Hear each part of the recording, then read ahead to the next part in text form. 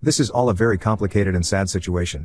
About 4 years ago my wife and partner of 8 years passed away due to complications after the birth, very rare, of our second son. I was deployed at the time, and completely devastated. After flying home I felt that nothing would make me happy again. My sons are great, now 6 and 4, but overwhelming. So I asked a sister of one of my Marine buddies, Cass, to help out. She had been friends with my wife, but not great friends, and she agreed in exchange for a place to stay. At the time, Cass was only 20 years old and in quite a bit of debt in fault of her extremely abusive ex-boyfriend, who she had finally left about 3 months earlier. During the first few weeks of her helping out with the boys, she asked to borrow money to see a doctor due to shaking hands, no insurance. I happily obliged. She was an angel, doing all of the cooking and cleaning and keeping my young family together. It turned out that she had developed some sort of neurological disorder, probably brought on by repeated abuse. At the time it seemed simple. I had good insurance. She needed healthcare. I never thought I'd be able to move on from my wife, and she was afraid of intimacy. I agreed that I would marry her, but keep our platonic relationship. She promised not to burden me with her debt, and we had a prenuptial agreement and all. I know that this is fraud of the government, hence the throwaway, but we were both so damaged and needed somebody, if not intimately. The past 3 years have been about as good as expected, if not better. Cass is great, better than great. She keeps the house spotless, had food ready every night when I get home, and has been working overnights as a baker and almost has her debt paid off. Her condition has improved greatly, also, due to the great medical care she was able to receive. With the boys, she is a saint. She tells them about their mother, shows them pictures, takes the places for fun, and even taught them how to read. Of course the 6-year-old just finished kindergarten. But my 4-year-old is going to be the smartest kid in his class next year.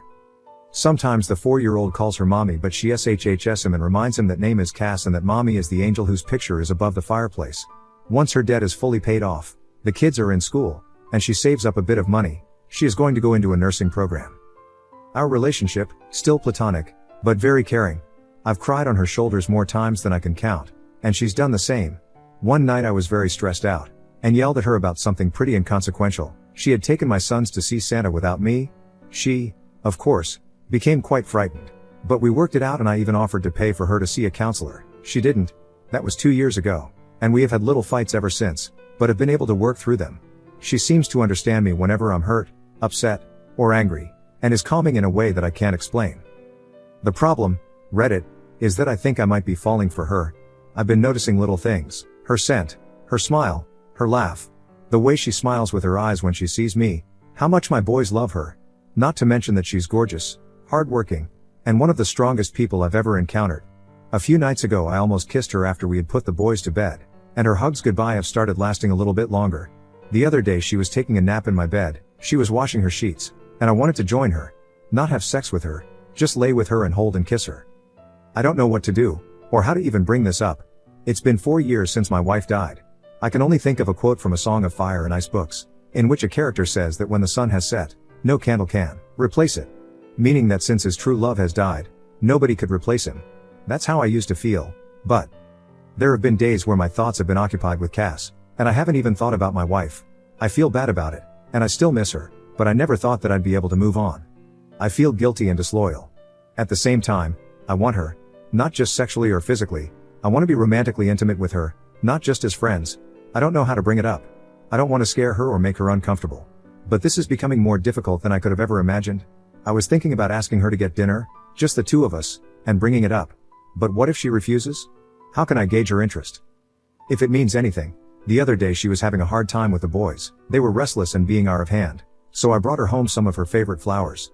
She was extremely giddy and gave me another lasting hug and a quick kiss on the lips. I was taken aback, but she pranced around, finishing dinner and putting the flowers in a vase. What does this mean? TLDR, after my wife died, I married a good friend's sister for healthcare benefits. And now I feel as if I'm falling for her hard. What should I do? Edit. Fuck it. It's been an hour on here and you've convinced me to tell her. I've called her favorite fancy restaurant and made a reservation. Her brother agreed to babysit, and let her/me stay at his place tonight if she isn't into it/feels uncomfortable. She paid off her debt this morning, apparently, just texted me a picture of the check, and next week is our 3-year anniversary. So that is the prelude. I'm going to tell her at dessert. I'm nervous as shit. Don't worry, I'll update y'all, because so many have demanded it so. Update 1. I told my wife I loved her. May 30th, 2013. Everything went amazing. Just got home. Love Reddit. Will update Tom. Time to go. Make out with my wife. Update 2. I just spent the night snuggling and kissing my wife. Warning. This is kind of adorable and even I still don't believe it. May 30th, 2013. Last night was hectic as shit at first. Our younger son had eaten what he calls a giant fuzzy spider and Cass wanted to take him to the hospital, even though he was fine. Her brother, we'll call him Joe, told her that he'd take care of it, and basically forced her out of the house to celebrate getting out of debt. She really didn't seem like she wanted to go at all. I became effing nervous. So we got to the restaurant pretty early, but luckily they had a table. She ordered wine, which was odd, because she hasn't drank much since she broke up with her ex, but I figured it was a time to celebrate. We made small talk for a while, but it seemed forced, and I knew that I had to tell her soon. So, before the entrees even came I said that I had something to talk to her about. She didn't smile and told me that she knew. Joe told her. And my goddamn heart almost stopped. That fucker. I hurriedly told her that I was so sorry. I didn't want her to find out that way. I wanted to tell her myself. She shook her head, frowned, and said that it was okay. She just wanted me to be happy and that I deserved it. I told her that I didn't want to stress her out or make her uncomfortable, but I just needed to tell her, and see how she felt, and that it was completely up to her. She gave me a look and said that it actually was up to me, and just to do what made me happy. She said that she was probably going to move out after her program ended, and promised to stay out of the way until then. It was then that I realized something was a bit off, and asked WTF Joe had told her. She said that he told her I wanted to take her out to dinner to tell her that I had started developing feelings for a girl, and wanted to ask Cass if it would be okay if I asked this girl out. It was then I realized that Joe had set me up for the most climactic pickup line ever to exist. Our entrees came, I had shrimp and pesto gnocchi, and she had crab legs for you detail lovers, and I explained that, yes I had started developing feelings for a girl, I just didn't want it to mess up what we had. She said that it wouldn't mess anything up, she still loved the boys and would take care of them in the house. I continued to then explain that I wasn't going to ask the girl on a date, though, and she asked, incredulously, why not? Then I dropped my smoothest line I've ever dropped. Because I'm already on a date with her. Right? Thanks Joe, because he must know about your planned movie and really wanted that line.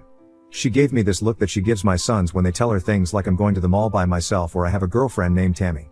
Then she looked away, smiled and shook her head and asked really? I nodded and told her that I cared about her more than anybody else alive, other than my sons, that I loved our family, and that I had fallen in love with her. She then took a drink of wine, rolled her eyes, and said about effing time, Alex. And I'll never forget what happened next. Maybe it was a faux pas, but I leaned across the table and kissed her. Spilling her wine. But neither of us cared and we kissed for about a minute, before she told me to get off her before her crab legs got cold. This was joking, but not. You'd have to know her. After leaving the restaurant we got ice cream and sat around and kissed some more, before heading home. Joe was sitting on our couch watching one of those VH1 dating shows with a shit-eating grin on his face, and Cass ran in, screaming at him that he ruined everything and that she was going to have to move in with mom now. We let him believe it for about 5 seconds before bursting into laughter. He shook my hand and told me that the boys were sleeping and left.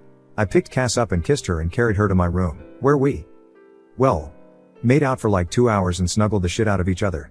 She isn't ready for anything else, but emphasized yet. I'll give her all the time in the world.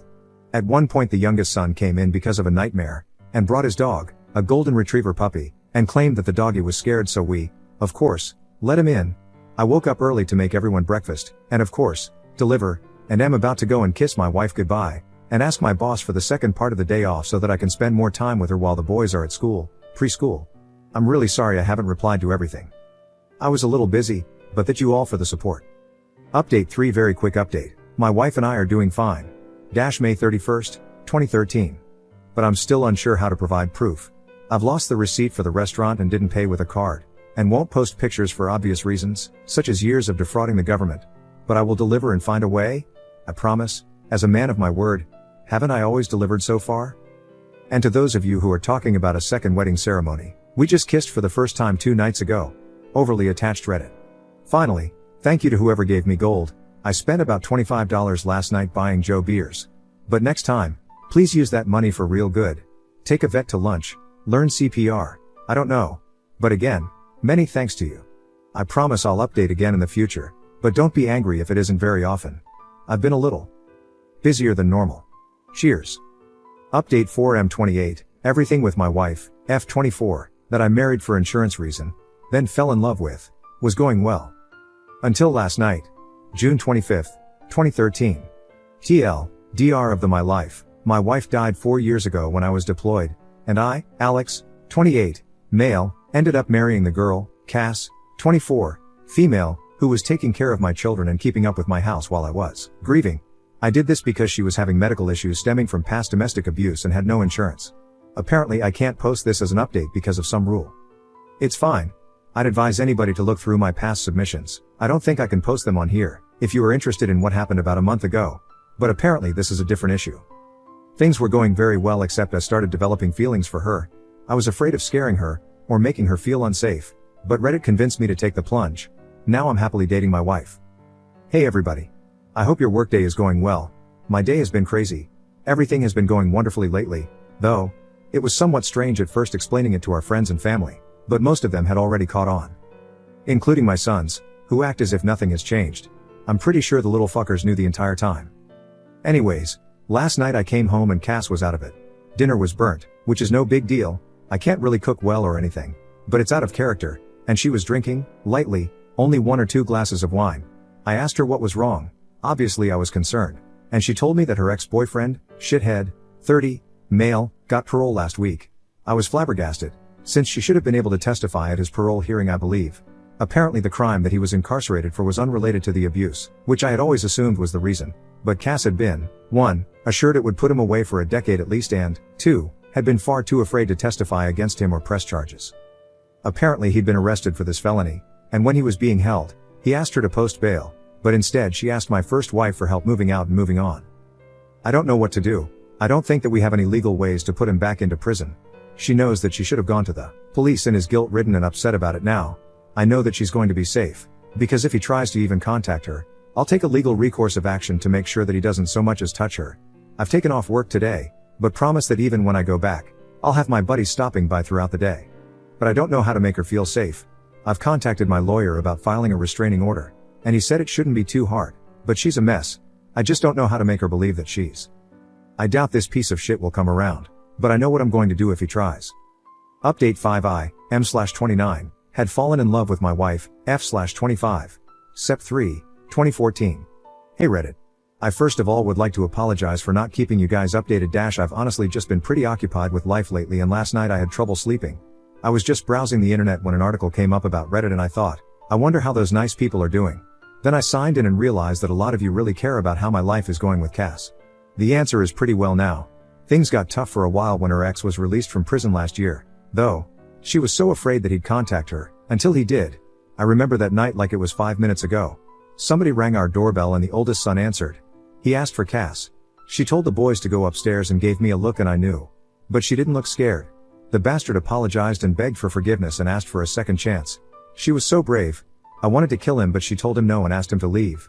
He did, and he tried to contact her a few more times before we got an order of protection against him.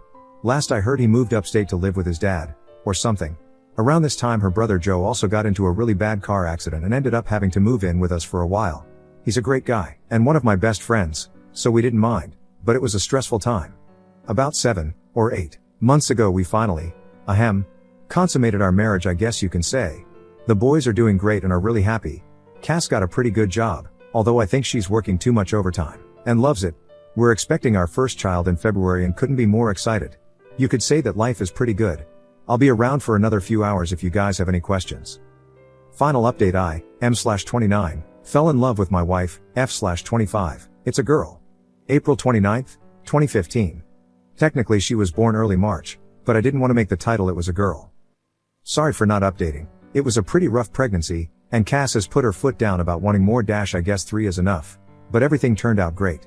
Little Therese was 21 inches and 9 pounds at birth, and as bald as I am. She's way easier than the boys were. She hardly ever cries and is the most photogenic baby ever. Our youngest son is completely smitten, and always tries to help. It's less cute than you think. Joe is also doing okay. His back is still bothering him but he's dating a girl who actually went to my high school, 2 years younger than me, though. He's pretty happy with her, and we're all very happy for him. Other than new fatherhood, not much to update. I'm home watching the baby today while Cass is out, so I should be around for a while.